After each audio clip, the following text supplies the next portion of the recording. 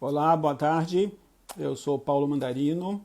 Estou aqui representando a Duo Conexões Culturais, nessa série de lives que a gente vem fazendo, mantendo um diálogo com artistas de diversas áreas, tentando encontrar maneiras de entender esse momento que a gente está vivendo, tentando conectar as pessoas, tentando entender como as pessoas têm vivido nessa época de pandemia, com quarentenas, etc., com os trabalhos parados, né?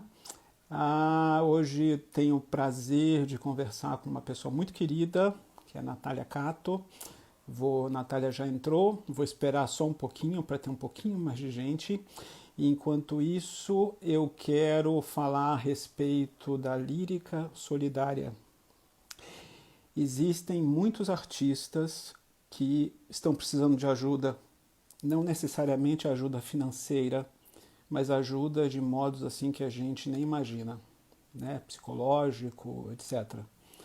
Existe a lírica solidária, que foi criada pelo Fórum Brasileiro de Ópera, balé, que hoje mudou, ópera, dança e música de concerto. E esse fórum tem uma parte que cuida dos cantores líricos, dos artistas líricos, e chama-se Lírica Solidária, o hashtag Lírica Solidária, e tem feito coisas muito boas, ajudado muitas pessoas que estão de fato precisando de ajuda. Então, se você se interessa por isso, por favor, entre na página da Lírica Solidária aqui no Instagram e procure saber um pouco mais e, se puder, ajude. Se não puder ajudar, por favor, compartilhe. Eu vou chamar a Natália. Não, Natália, cadê você? Vamos lá, Natália. Natália aqui.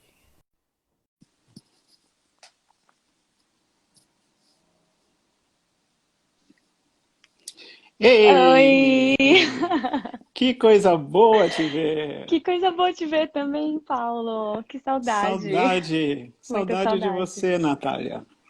Natália Cato Giordano, Natália Cato Giordano. É isso aí. Quantas mudanças, hein? Paulo, inimagináveis. É.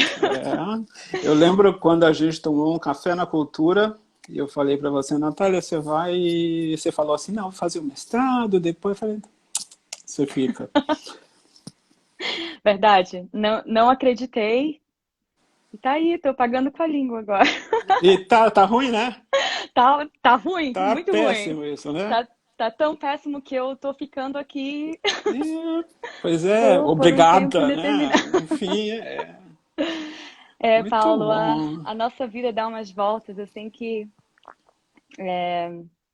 sei lá, é engraçado, né? Quando a gente tá pra, pra tomar uma decisão tão drástica na vida, a gente. Seria tão mais fácil se a gente soubesse, né, o que vem pela frente, porque daí a gente não sente o medo, não sente a aflição que é natural sentir. E hoje, olhando para trás, né, eu lembro que eu pensava assim, não quero ir, eu vou ficar lá só um tempo e volto, mas é engraçado como a vida vai vai levando a gente por caminhos assim né, que são belos e sei lá, fazem a gente muito mais feliz do que a gente era. E eu tô nessa fase agora, então eu tô muito feliz. Eu tô muito feliz. Essas surpresas, né? Elas são coisas muito curiosas, né? A gente tem Então, medo e tal. Eu tenho até, como se diz, a ansiedade em falar com você aqui na live. Imagina como deve ser mudar para os Estados Unidos sem saber o que vai acontecer, mudando a vida completamente como aconteceu, é né? verdade. Pois é, aquele café na cultura, eu sempre lembro daquele papo. É, né? O Paulo sabia das coisas já. Não, não sabia não. Você que me Eu, contou tudo. Você que me contou tudo. Mas vamos lá. Depois a gente tricota. Quero saber de você. Você é uma pianista maravilhosa. A gente é tão amigo, a gente se gosta tanto, mas a gente nunca conseguiu trabalhar juntos. Isso é uma coisa muito curiosa, mas ainda vamos. Vamos. Ainda vamos. E queria muito saber como é que foi para você como é que você entrou na ópera? Você chama de piano colaborativo, né? Aliás, muitas pessoas hoje chamam de piano colaborativo. Essa é uma outra coisa que eu queria entender. O que que vem a ser piano colaborativo? De onde vem esse nome, Uhum. né? E queria saber também como é que você entrou na ópera. Uhum. Então tá, vamos à primeira pergunta. Eu sou de Belém do Pará e, como muitos devem saber, tem uma tradição de ópera muito forte, né, na minha cidade. Então a gente tem aquele teatro maravilhoso, imponente, o Teatro da Paz, que é um dos primeiros teatros de ópera do país, né, e o primeiro teatro de ópera da região norte. Então, que foi construído no fim do século XIX, né, com o advento do ciclo da borracha, né, da exportação do látex. Então tem essa tradição muito forte, né, em Belém. E eu cresci nesse meio, né? Então bom, eu estudava piano, mas conforme eu fui crescendo e conhecendo mais gente, eu fui me filtrando no meio do canto. Então, dessa forma, eu fui parar no coro lírico Marina Monarca. Sim, e com esse coro eu participei de várias edições do Festival de Ópera de Belém, né, do Teatro da Paz. Então, eu cantei na Carmen, cantei na Banana Butterfly, cantei Bug Jargal, que foi uma ópera de um compositor paraense e tal. Então foi dessa forma que eu, na verdade, entrei no mundo da ópera, foi através do canto coral, né? E aí daí eu comecei a me apaixonar por tudo aquilo. Eu pensei, ué, eu E gosto disso. você já tocava piano? Como é que era isso? Eu já tocava piano, né? E eu entrei no coro lírico quando eu tinha uns 17 anos, mais ou menos. Né? Então eu já tocava piano e tal. Mas o conhecer do mundo operístico foi através do canto, né? Daí eu comecei a me interessar por tocar ópera, né? Então eu comecei a me envolver nos ópera estúdios, né? Do Festival de Ópera do Teatro da Paz. E daí eu não parei mais. Daí eu comecei a explorar, né?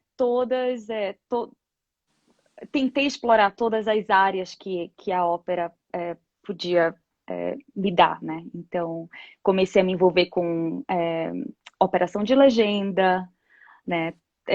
Tocar ensaios, cantar no coro e tudo mais. Então é isso. Então eu entrei na ópera assim. E indo para a segunda parte da pergunta, né? O que é a colaboração pianística? A colaboração pianística nada mais é do que acompanhamento, né? O que as pessoas conhecem por acompanhamento ou correpetição. E o uso do termo relativamente recente, né? E foi introduzido no meio por um pianista americano, Samuel Sanders. E esse termo ele veio justamente para quebrar aquela crença de que o pianista está ali só para acompanhar, né? Se você ouve a canção do Wolf, de Feuerreiter, por exemplo, o pianista não está acompanhando ali. Diz que o pianista nunca acompanha. Nunca acompanha, não é verdade? Então, tem um problema, tem uma problemática com o termo usado, né? Então, acompanhador. O que é o acompanhador? Bom, nem sempre o pianista está tocando figuras de acompanhamento, né? Por vezes, a parte do piano é muito mais ou tão complexa quanto a parte do canto. Então, o termo colaboração pianística veio justamente para, né, para delimitar as fronteiras, né? Falou, bom, colaboração eu acho que deixa as duas pessoas, né, os dois músicos numa mesma, como é que chama? Ah, no mesmo nível, vamos dizer assim. Sim e não, né? Porque o pianista colabora e o cantor faz o quê? Pois é, bom, Né? Eu acho estranho do mesmo jeito. Eu acho que claro, mas assim, eu não me acho desce que bem. mas assim, no meio acadêmico, o termo também é usado para diferenciar, né, a área de foco, né? Porque, Sei. porque assim, claro que existe um curso que vai ser voltado para o repertório solo e vai ter um curso que vai ser voltado para o repertório camerístico. Então, eu acho que o termo, não, para mim, diz muito mais a respeito do tipo de repertório que o pianista está trabalhando, né, do que o seu papel no grupo, né? Porque, no final das contas, a gente é pianista, igual, Pois é, entende? pois É. é. Uhum. E fazendo música juntos, bom, eu entendo, óbvio, claro, claro que eu entendo. É que não entra na minha cabeça, também como não entra na minha cabeça quando eu vejo em recitais, é uma coisa curiosa isso, né? Eu não sei onde que eu entendi isso, mas eu aprendi que quando eu agradeço um aplauso junto com o pianista, eu não estendo a mão para o pianista para que aplaudam o pianista. Eu se estendo a mão para o pianista para levantar o pianista e levar ele comigo, ou seja, mostrar que estamos juntos, né? Mas assim eu vejo muitas pessoas no mundo todo mostrando o pianista, olha, aplaudam ele também, não sei. Eu acho isso muito esquisito. Eu acho que É. começa por aí a coisa. É verdade, Paulo, certíssimo. Aqui Não? na escola onde eu fiz o meu mestrado e meu doutorado, tem essa filosofia, né, de que os dois, ou os três, ou dependendo, sei lá, quantas pessoas estiverem envolvidas, né, no palco, todo mundo ali é igual, né? Então não precisa um ficar estendendo a mão para o outro, nós somos todos iguais e nós vamos agradecer Estamos todos igual. recebendo aplauso. Exato, Aplauso é exato. para todos É, nós, não é? é. Exatamente. Então eu acho que assim, é uma coisa que parte do cantor ou, sei lá, do solista, entre aspas, mas também do próprio pianista, sabe? Eu acho que a gente está em tempos de, sei lá, de revolução, sabe? O pianista está entendendo o seu lugar e o seu papel, né, na performance. E eu tô falando isso porque antigamente eu lembro que eu via vídeos e eu via que o pianista não levantava, entende? Terminava de tocar, o público aplaudia e o pianista ficava ali sentado e falava, bom, começa aí também, entende? O pianista precisa levantar e precisa agradecer. Enfim, então tudo tem os dois lados, né? Mas Sim, é sim, sim, uma sim. coisa que tá mudando, graças a Deus. E é isso, a gente está fazendo história.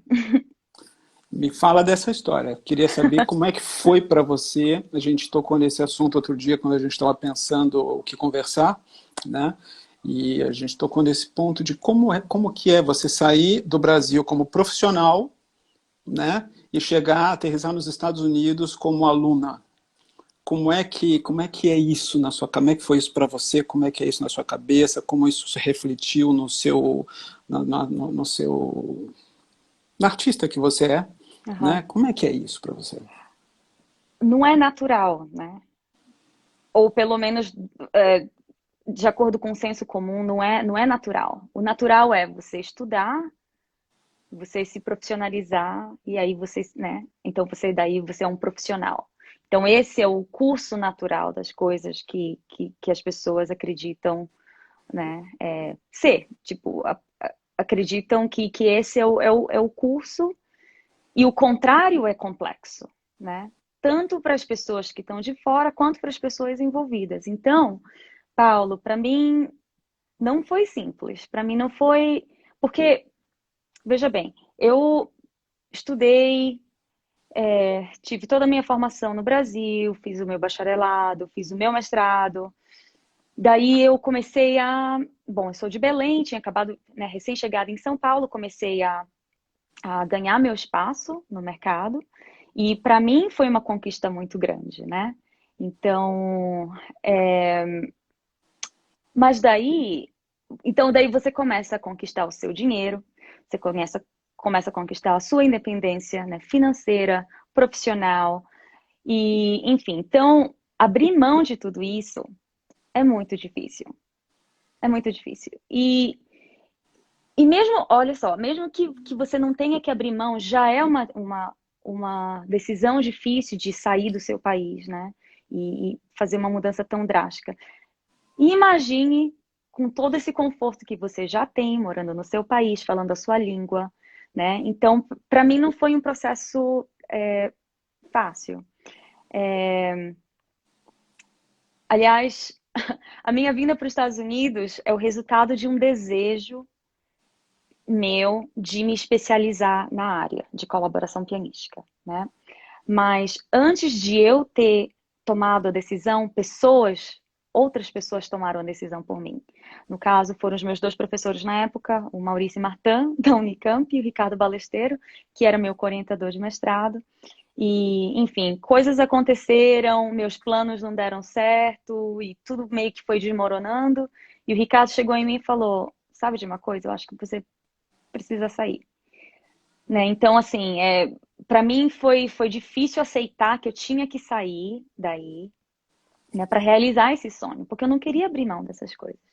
Né? E eu tinha um certo conforto e tal. Enfim, então vim para cá, né? Então eu já estava trabalhando como profissional em São Paulo e vim para cá, me mudei para um outro país como estudante. E ser estudante nos Estados Unidos especificamente é difícil porque você está aqui integralmente para estudar, né? Então não é aquela coisa que acontece no Brasil direto e aconteceu comigo também, né? Você é estudante e você também é profissional ao mesmo tempo. Essas coisas, elas podem coexistir, mas é perigoso em muitos sentidos, né? Mas aqui eu acho que tem uma separação, uma demarcação de áreas muito mais clara, né? Em termos de status. Então, se você é estudante, você é estudante. Você é, né, full time, você está na escola todos os dias, você tem aulas intensas, você tem que ter notas boas no boletim, porque se você não tiver, você perde a bolsa como estrangeiro, né? Então, assim, para manter a minha bolsa, que eu tive que tirar notas boas, né? Durante os 5 anos que eu fiquei E aqui, você teve uma bolsa integral, não foi? foi daqui. Maravilha. Que Foi maravilha. ótimo, foi ótimo. Mas enfim, então, Sinal que é... você vale bastante aí, não é? obrigada. Né? Não é qualquer um Não, que ganha isso, não é? Não é dado para qualquer um. não, assim, Né? eu tive muita sorte, assim, né? Eu fui muito sortuda de ter ganhado essa bolsa, porque educação aqui nos Estados Unidos é muito cara, né? Não é que nem no Brasil, né? Que você vai para uma universidade pública e não paga um tostão. Aqui é diferente, né? Mesmo que você esteja em universidade pública, você ainda tem que pagar uma anuidade, que é uma fortuna, né? Ainda mais com dólar lá em cima, para gente que vem para cá, né? Tipo, compra dólar, tem que comprar dólar para vir para cá, é muito caro. Então, imagina, na época que eu vim 5 anos atrás, o dólar estava 3,70. Eu já achava que estava alto, Uhum. né? E agora tá, sei lá, R$ 6. Então, é complicado, assim. Então, enfim, então o investimento, na verdade, assim, quando você sai do Brasil para estudar, você está investindo em você mesmo, você está investindo na sua formação, na sua educação, mas o investimento financeiro começa de muito antes, começa desde antes de você vir para cá, né? Para pagar pessoas para gravarem com você, né? Aliás, você não me cobrou absolutamente nada. Lembra que você gravou comigo os vídeos para mandar para cá? Lembro, lembro. A gente gravou, A sim, gente lembro, gravou um Strauss, lembro, gravou lembro. um Dupac. Uhum. Mas enfim, então você tem que pagar pianista, né? Você paga. Bom, se for para vir para os Estados Unidos, tem que fazer o TOEFL, que é a prova de proficiência em línguas, que é muito caro. Você paga application fee, que são as taxas, né? De quando você se inscreve para fazer uma prova numa determinada escola, você paga, você paga taxas, tudo em Você dólar. paga tudo, Você né? paga Você paga tudo. absolutamente tudo, tudo. E se você estiver vindo para audicionar para doutorado, bom, se você estiver audicionando para doutorado, você tem que fazer uma audição presencial. Então você paga a passagem, paga a hospedagem, paga a Meu Deus. alimentação. Então, assim, é um investimento muito grande. Você tem que estar muito certo de que você quer aquilo, né? E como é que foi esse curso aí, Natália? Conta pra mim. É, Que eu, você fez? Obviamente, óbvio, né? Que você aprendeu muitas coisas novas, óbvio, isso. uhum, Mas o que acrescentou a artista? uhum. Bom, eu acho que para responder essa pergunta, eu preciso apontar a diferença, Ah, a diferença de estrutura, né, acadêmica no Brasil e aqui. Eu estou falando especificamente nos Estados Unidos porque eu nunca estudei na Europa, mas sim. não sei se é o mesmo, mas aqui, Paulo, a gente tem uma estrutura que, assim, não tem como, assim, a gente paga caro para isso, mas, assim, é uma estrutura que te ajuda. Você tem bibliotecas maravilhosas, você tem biblioteca onde você pode encontrar qualquer tipo de partitura, qualquer tipo de livro. Se a sua biblioteca não tem, você pode né, mandar de uma outra biblioteca, porque tem todo um sistema integrado entre as universidades americanas, né, que facilita o acesso à informação e facilita o acesso a esse tipo de material. E se Né? não Então, existe, eles mandam comprar. exato, exato. Então, assim, e tudo bom, de graça, né? Claro que está incluso na Sim, taxa sim. que a gente paga aqui, mas eles vão fazer de tudo para que aquele dinheiro que você está pagando valha muito, né? Então, tem as aulas, por exemplo, as classes, dependendo do curso que você está fazendo, são classes específicas para sua área. Por exemplo, meu mestrado, eu fiz um segundo mestrado aqui em colaboração pianística e eu emendei no doutorado, né? E aí esses cursos me ofereceram classes específicas para colaboração pianística. O que é isso?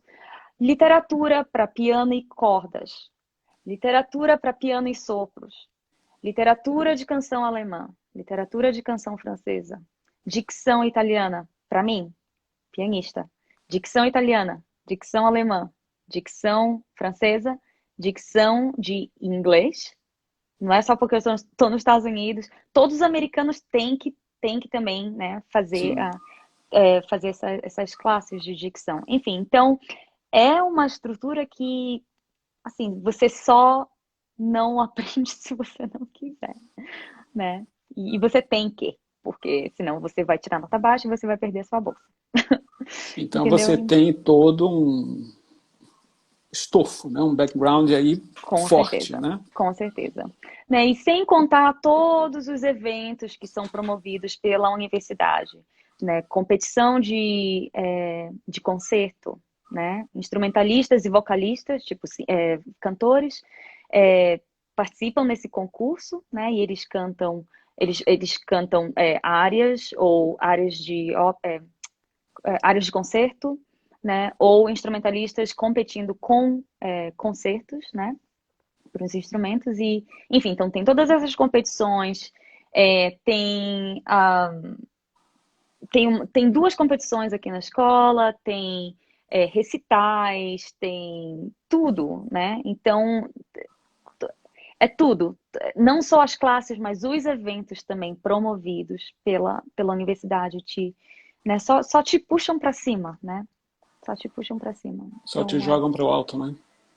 Entendo. é. E você tinha experiência de palco sempre Uhum. frequente, assim, é palco apresentação, ou era mais ensaio e tal? Não, não. A gente tem experiência de tudo aqui. Sim, Como eu tinha bolsa, né? Então eles chamam de teaching assistant, que é um assistente do professor. Então sim. você pode fazer várias coisas. Você pode ser pianista da orquestra, você pode ser pianista da banda sinfônica, né? Tem esses grupos também, né? De alunos. Então banda sinfônica, orquestra sinfônica, e outros grupos menores, um grupo de câmara, coral, tem 3 corais diferentes na escola. Então, os pianistas colaboradores podem estar envolvidos em todos esses grupos. Mas eu, durante os 5 anos que eu fiquei aqui, eu fiquei envolvida num programa de ópera, que foi para mim maravilhoso, né? Porque elas sabiam, as minhas professoras sabiam que eu tinha essa inclinação para ópera. Então com o grupo de ópera eu fazia os ensaios todos e eu fazia as apresentações, sendo pianista da orquestra, né? A gente fez West Side Story aqui, a gente fez The Tenderland, do Copland, né? E eu toquei a Volta do Parafuso, do Britten. Em todas essas óperas e, né, musicais eu toquei piano no fosso. E agora a gente acabou de... Bom, um pouquinho antes da pandemia, a gente fez as bodas de Fígaro e eu estava fazendo os recitativos, né? Eu toquei cravo nas bodas, toquei cravo na Cenerentola, né? Então, eu toquei cravo na Ariodante, do Que Handel. bacana isso. Então, assim, é uma vivência que é muito bom, né? E eu E isso não... tudo na faculdade, Na na faculdade, universidade. né? E Sim, tendo uma supervisão, né? Porque eu claro. sou, porque assim, no final do dia eu sou ainda aluna, né? Então eu faço todas essas coisas, mas com a supervisão do diretor de ópera, com a supervisão do diretor musical. Então é maravilhoso. E o que que isso trouxe para artista? Fora o conhecimento. Paulo, é, eu eu fazia as coisas de uma forma muito intuitiva, né?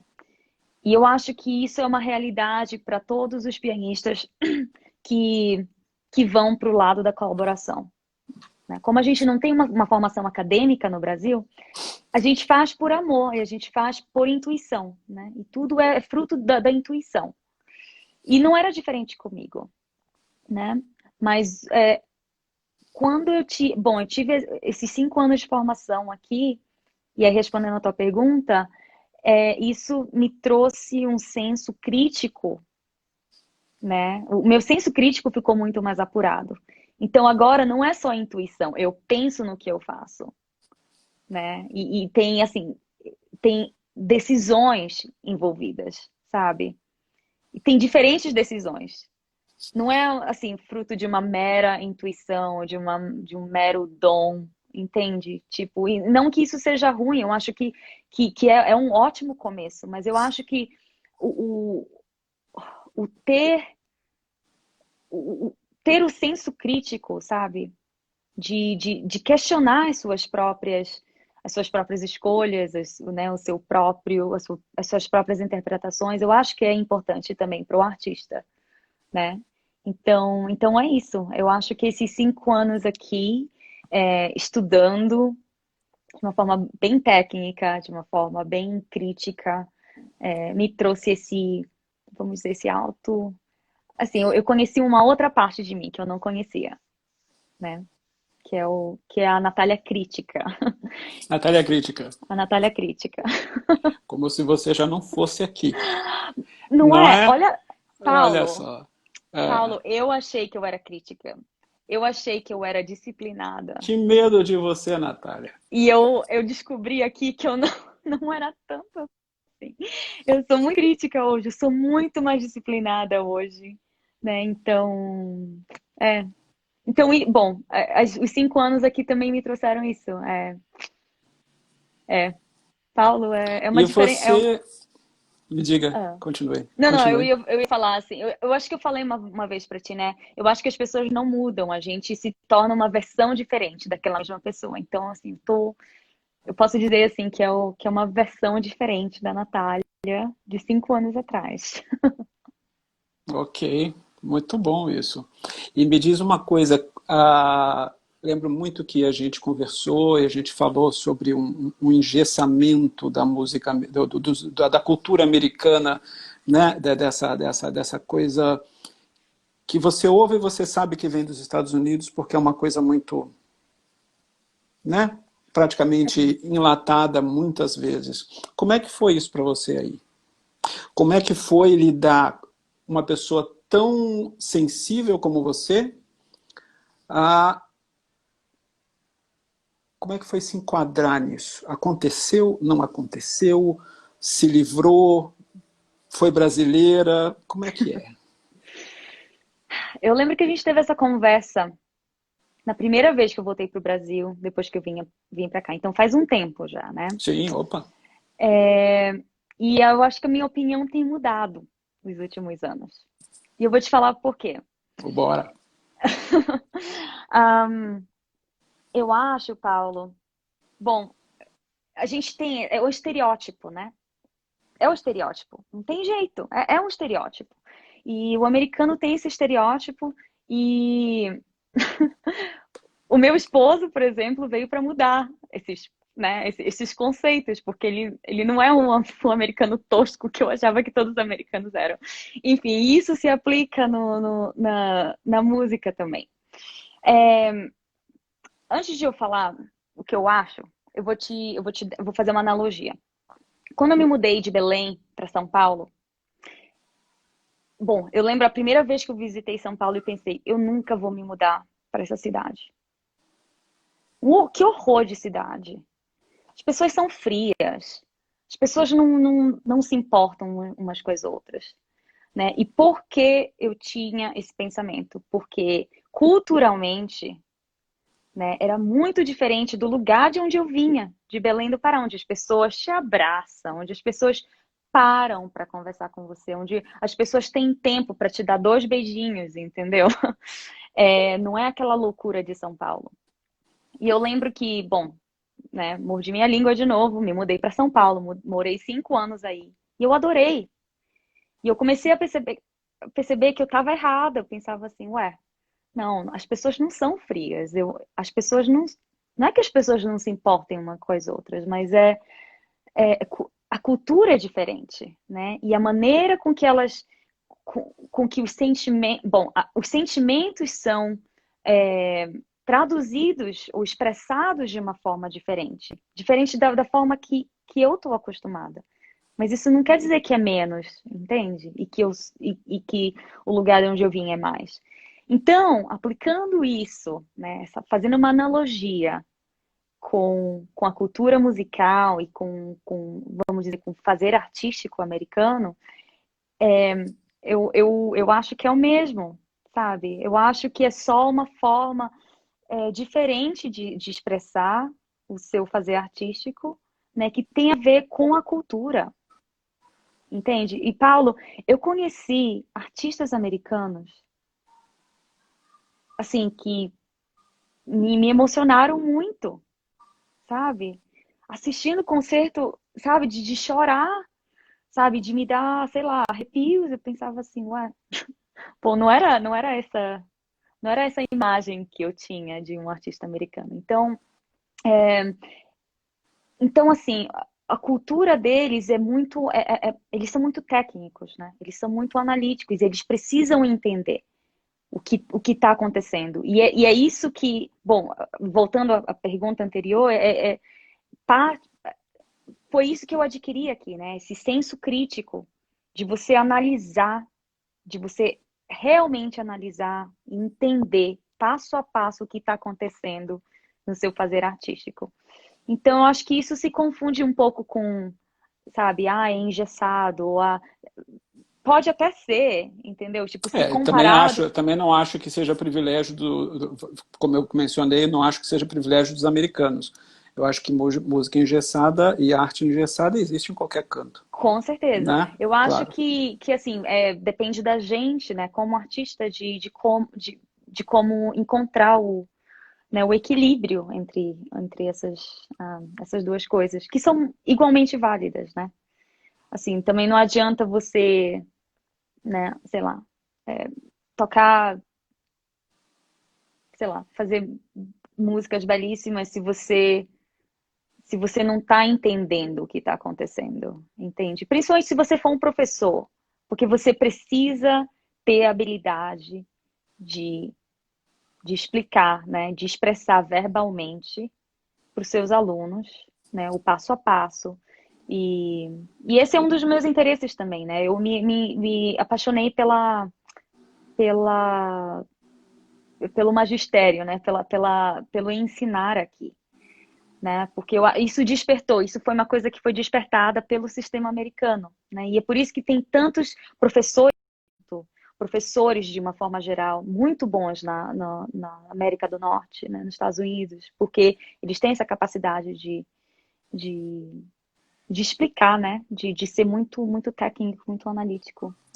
Olhando pelo lado do canto, eu me lembro bem quando eu estudei na Itália, que as pessoas com as quais eu tive contato, elas tinham assim uma ideia muito apenas de sensação do que era, né? Uhum, E me lembro também que os americanos se tornaram os maiores produtores, entre aspas, de cantores do uhum, mundo, porque pegaram todos os grandes italianos e levaram para as universidades americanas como honoris causa, né? uhum, Grandes cantores foram para os Estados Unidos, daí a coisa cresceu muito. E os americanos justamente começaram a entender e a destrinchar o que era a técnica de canto, e uhum, a coisa foi, uhum. né, para eles, para vocês aí, né?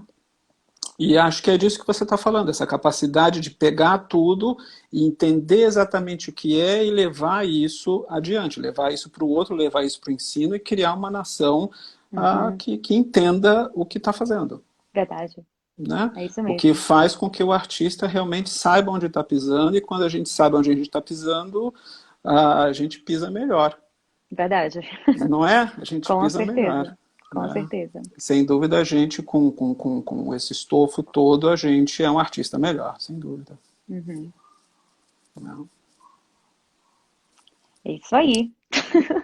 Quem não Bom, é muito curioso isso, porque você está aí há tanto tempo, a gente não se vê há quanto tempo? Eu não sei, uns 2 anos, A mais ou gente se viu, menos. na verdade, a gente se viu ano passado, tem um ano quase. A gente foi no japonês, lembra? Verdade.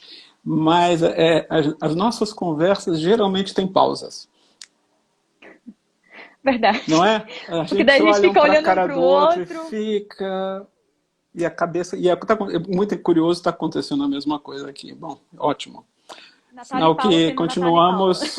Exatamente, exatamente. E me conta uma coisa, Natália, eu tenho muita Diga. curiosidade. Sempre pergunto isso para as pessoas, porque eu acho que o artista ele não é apenas o cantor, o pianista, né? No nosso caso aqui de ópera, a gente não é apenas isso, ou a gente é isso porque antes disso e enquanto isso, a gente também precisa crescer de outras maneiras, né? E eu queria saber o que te alimenta, né? O que te alimenta, o que te alimentou aqui, o que te alimentou no seu mestrado, o que te alimentou aí no seu mestrado e no seu doutorado, no sentido cultural, né? O que você leu, o que você viu, como essas coisas mexem com você, o que te criou? Hum, Pergunta Fora, complexa. fora as suas fotos maravilhosas. Para quem não sabe, Natália Cata é uma fotógrafa de mão cheia, tem um olhar fantástico. Tem uma foto dela ali linda, presente que ela me deu. Obrigada, Enfim, Paula. fala aí, obrigado você, tá ali olhando para mim. É, preciso de um tempinho para processar a resposta. Eu acho que, dependendo da fase da vida que você está vivendo naquele momento, né? Diferentes coisas vão te alimentar, né? Durante meu tempo em Belém, eu sempre fui muito alimentada pelo meio que me cercava, né? Eu estudei no Conservatório Carlos Gomes, que na época era minado de professores russos e búlgaros. Uhum, Então você atravessava o portal ali, né? Eu entrava no conservatório, eu me sentia no conservatório russo, né? que E fantástico isso. maravilhoso, maravilhoso. E então eu fui alimentada por isso, né? E eu fui muito uma felizarda de ter tido uma infância com uma cultura musical tão rica, né? Então era assim, conservatório, daí ia para o Teatro da Paz, assistir artistas maravilhosos, né? E foi assim até a minha fase, sei lá, adulta, assim, 20 anos, né? Interessante que o Aliás, Brasil não conhece o Brasil, né? É curioso você falar, e eu estou pensando aqui, puxa, jura, que coisa, como é que eu nunca soube disso? não é? O Conservatório Carlos Gomes, de Belém, é o terceiro conservatório mais antigo do Brasil. E, e foi, bom, e tem esse nome, né? Porque o maestro Carlos Gomes foi o fundador da escola e morreu em Belém do Pará, Bom, em Belém. né?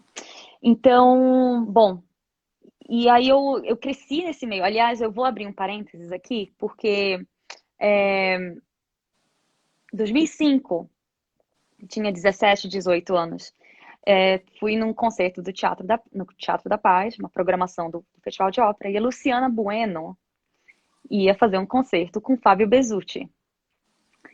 E, e eu tô lá e tal, e aí antes do concerto começar, eles anunciaram que o Fábio teve algum imprevisto e não pôde, né, não poderia estar lá aquela noite, e que o Ricardo Balesteiro ia estar substituindo ele no programa. Eu nunca tinha ouvido falar e tal, né?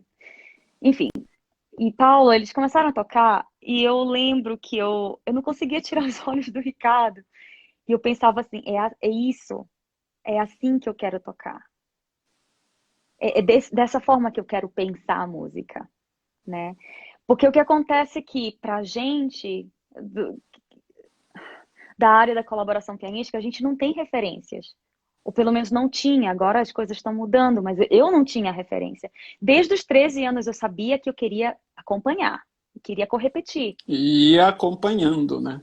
Eu não queria É. saber de piano solo. As minhas professoras de piano querendo me mandar para concurso de piano. E eu assim, não quero, quero estar fazendo música com pessoas, né?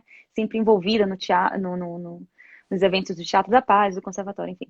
Daí, daí eu me tornei uma admiradora secreta do Ricardo. Eu sempre acompanhava, né, ele para assim, pela internet, para os concertos onde ele ia fazer, para onde ele ia e tal. Enfim, daí o tempo passou. Eu não esqueci da tua pergunta, tá? Sim. O tempo passou, me mudei para São Paulo. Um outro capítulo da minha vida, né? Daí, o que me alimentava era a vontade de me destacar naquele meio onde ninguém me conhecia. E eu pensava, eu devo valer alguma coisa. Eu devo valer alguma coisa, porque eu sei que a música que eu faço é autêntica, é verdadeira, e eu quero mostrar isso para as pessoas, né? Então eu conquistei o meu espaço em São Paulo, assim, com muita luta, mas com muita honestidade. E isso me alimentava, né? Daí conforme eu fui conhecendo pessoas e tendo acesso a espetáculos incríveis, aí eu comecei, assim, um mundo muito maior do que eu tinha em Belém, né? Me abriram os olhos e eu pensei, puxa vida. Daí eu comecei a ficar muito mais interessada em poesia de uma maneira geral, sabe? Balé, eu comecei a ter muito mais acesso a todas as formas de artes. Então, isso me alimentou, com certeza. E a época que eu comecei a fotografar mais foi a época que eu estava em São Paulo, né? Porque eu também estava longe da família e eu precisava de alguma coisa para fazer, né? Daí eu saía com a minha câmera por aí, fotografava. E, eu comecei a ler muito mais poesia, então todas as fotografias, eu acho que a gente conversou sobre isso, Sim. eram inspiradas em poemas. Uhum. Tanto é que tu me deste aquele livro maravilhoso, quando a gente foi na cultura, um livro de poesias dessa grossura. E, enfim, então isso me alimentava. E aqui tudo foi potencializado. Tudo que eu tive, que eu pude experimentar em São Paulo, eu pude experimentar aqui em dobro. né? Então, assim, o- hoje o que me alimenta essa é o saber do mundo muito grande que tem lá fora, né? De conhecer pessoas de outros países, que eu não tinha muita. Não acontecia muito isso comigo, né? Quando eu estava morando no Brasil, em Belém, em São Paulo. Mas aqui eu conheço pessoas da Índia, da China, de Taiwan, da Europa, né? Portugal. Todo dia, Paulo. Não agora, né? Porque a gente tá na quarentena. Mas sabe, essa coisa de conhecer pessoas de diferentes culturas, conhecer línguas diferentes, né? Ter acesso a esse tipo de informação é, me enriqueceu muito. Então, não sei se respondi a tua pergunta, mas Acho que sim, acho que é. sim. Então, Sim. assim, né, dependendo da fase que eu estava vivendo, né, assim, diferentes coisas, coisas distintas me alimentaram. Então, E qual é seu poeta favorito, Natália? Existe? hum, eu gosto do Drummond e o Manuel Barros, que foi o livro que tu me Manuel de deste, Barros, sim, sim. Manuel de Barros, e Sim. eu leio muitos haikais também, né, que são poemas japoneses de diversos autores, né? Mas eu gosto de haikais também porque eles são compactos, né? Simples, mas E de uma cheios de profundeza. significado, né? É, é. Hum. E Clarice Lispector também, gosto bastante.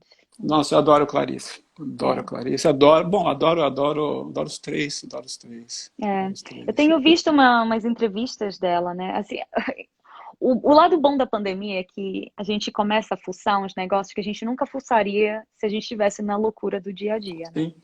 Então eu tenho encontrado uns vídeos, assim, uns arquivos meio no, sabe, tipo, enterrados, assim, sei lá, no YouTube e tal.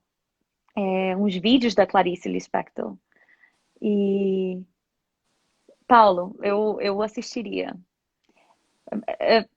Uma pessoa, assim, que, assim, com muitos, sei lá, com um buraco negro dentro dela, assim, sabe? Você vê no olhar, assim, ela se perde nos pensamentos e aí você começa a entender o fazer poético também, né, dela, assim. Então é bem interessante. E o não se levar a sério, né? Clarice não se levava muito a Não. sério. Pelo menos, não, pelo menos ela dizia que não se levava a sério, né? Não, eu acredito também que ela não se levava a sério. Adoro, adoro. É. E compor, hein? Não é minha praia. Não é a sua praia. Engraçado, eu olho para você e eu vejo uma pessoa com. Eu vejo isso. Curioso. Eu já tinha visto lá atrás, mas eu nunca comentei isso com você. Sabe que não é a primeira pessoa, né, que me fala isso. Não? Não, mas eu acho, Paulo, assim, que eu acho que não é minha praia. O compor não é minha praia. O compor no sentido de escrever música, né? Mas eu tenho essa coisa, essa ambição criativa para outras coisas, né? Estava conversando sobre isso com o Ricardo Balesteiro, aliás, semana passada. E cada recital de doutorado meu aqui na escola teve uma temática, né? E os temas tinham a ver com a maneira que eu queria expor a minha criatividade. Então, assim, eu me considero uma pessoa criativa, mas não escrevendo música. Bom, eu nunca tentei, mas eu acho que eu seria, sei lá, uma catástrofe. Mas eu tenho outras formas de criar, né, enquanto artista. E isso me satisfaz. Então, sabe, tipo, criar umas coisas meio mirabolantes, entende? Na hora sei lá, de colocar junto um repertório, ou, sabe, de achar um elemento que linka, né? Sim, uma ligação entre as coisas. Sim, sim. Isso, Sim, isso. sim. E, bom, o meu último projeto aqui, o meu último recital de doutorado, eu toquei o Winterreise inteiro, com projeção de fotografias minhas. E as Uau! e as fotografias, E onde claro está que... isso? Eu posso te mandar o link. Eu posso te mandar o link com as fotografias. E a maioria das fotografias foram inspiradas no poema, né, do ciclo. E foi um trabalho assim que me trouxe uma satisfação imensa. Que E que bacana isso. eu planejei desde o primeiro, na verdade, desde quando estava no mestrado, eu pensei, não estou pronta para fazer Vinterais ainda, mas um dia eu vou estar. E no dia que eu estiver, é isso que eu vou fazer. Né? Então eu comecei a capturar fotos, né? Eu saía, a gente tem uns invernos meio rigorosos aqui no Colorado, né? E eu saía assim no meio eu odeio frio, mas eu pensava, não, é pro bem do meu projeto. Então eu saía no meio da neve, Nossa, eu estou muito fotografando. curioso para ver isso. É, eu Quero vou te mandar. muito ver. Foi um projeto bem interessante. Bem interessante. Vou te mandar.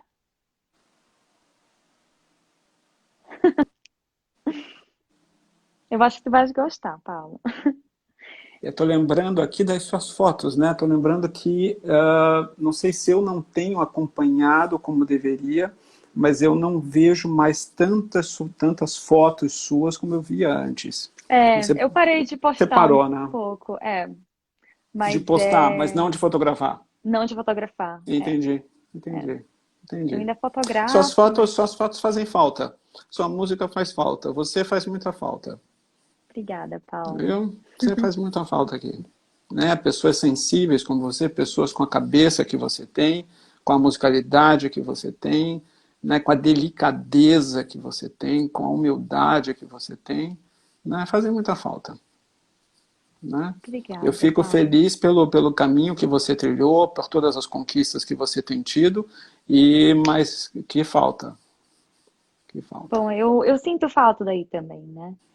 E é, sim, né? Nas redes sociais a gente vê a parte glamurosa, né? De viver fora do país, mas é só quem passa na pele isso sabe o quão complexo é, né? É um processo muito complexo, assim. Então, as pessoas não acreditam, mas eu sinto falta do Brasil, né? Eu sinto falta Ah, de eu estar aí. acredito sim, ainda mais sendo você quem você é. É, Né? Uma pessoa tão afetuosa, né, como você é. é, Imagino, é. imagino. E me fala uma coisa, Natália, a gente está quase no nosso tempo aqui. Que diferenças você vê?